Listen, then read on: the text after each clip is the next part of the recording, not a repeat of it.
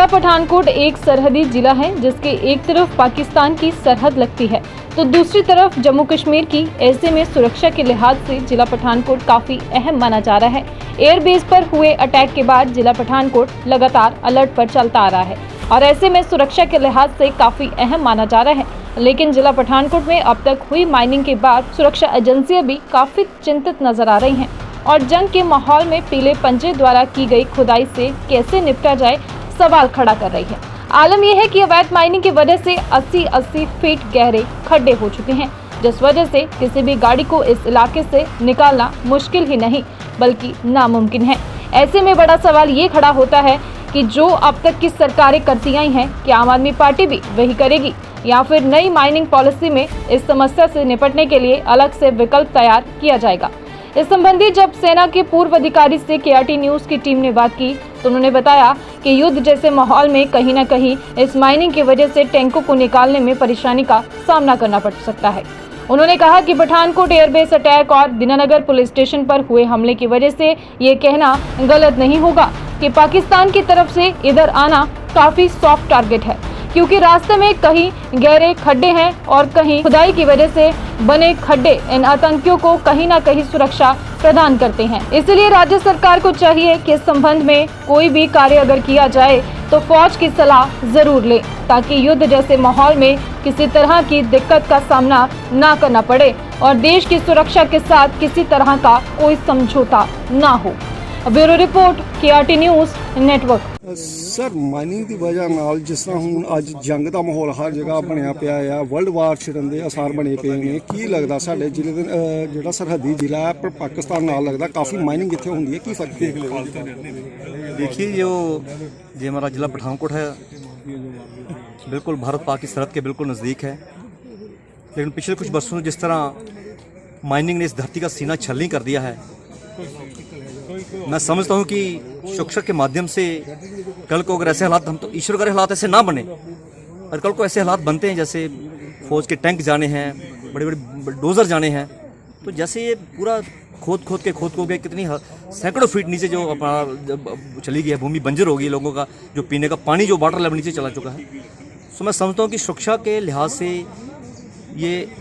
सही नहीं है, क्योंकि होनी चाहिए, क्योंकि ये काम जो चलते हैं बंद नहीं होने चाहिए, लेकिन इसकी कोई नीति, ठोस नीति जो सरकार को बनानी चाहिए और उसी आधार पर ही माइनिंग होनी चाहिए। आपको क्या लगता है कि जो अभी माइनिंग पॉलिसी सरकार लाने जा रही है उसमें इसका विकल्प रखना चाहिए या नहीं? बिल्कुल होना चाहिए, क्योंकि सुरक्षा सबसे पहले है, देश सबसे सर्वोपरि है, बाकी चीज़ें सारे सेकेंडरी हैं। लेकिन सरकार को जरूर इस बारे में सोचना चाहिए, खासकर हमारा जिला पठानकोट जो सरहदी जिला है, और जैसे भी अब तक जैसे पठानकोट एयरबेस पे अटैक हुआ है, दीननगर जो है पुलिस स्टेशन पर अटैक हुआ है, ये एक सॉफ्ट टारगेट है आतंकियों का, घुसपैठ का, जहाँ से वो निकलते हैं। सो मैं चाहता हूँ कि ये जो एक पॉलिसी के आधार पर चीज़ होनी चाहिए,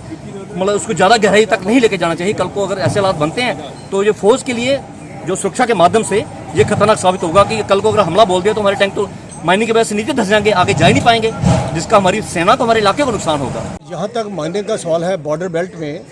ये बेहतर होगा कि अगर सभी एजेंसियाँ मिल कर के ये इसको ऑर्गेनाइज करें, क्योंकि किसी न किसी निगाह से बॉर्डर बेल्ट के ऊपर जो हमारी फ़ौज की तैयारी है उसके ऊपर संबंधित बातें हैं सारी की सारी। ये वैसे तो आर्मी को इन खड्डों का या इसकी मायने का इतना फ़र्क नहीं पड़ता है, हमारे फैक्ट्री दस्तों को तो इसका फ़र्क नहीं पड़ने वाला। हमारे जो तोपखाना है, हमारी आर्मर्ड कोर के जो टैंक्स आते हैं बीच में से, वो अपना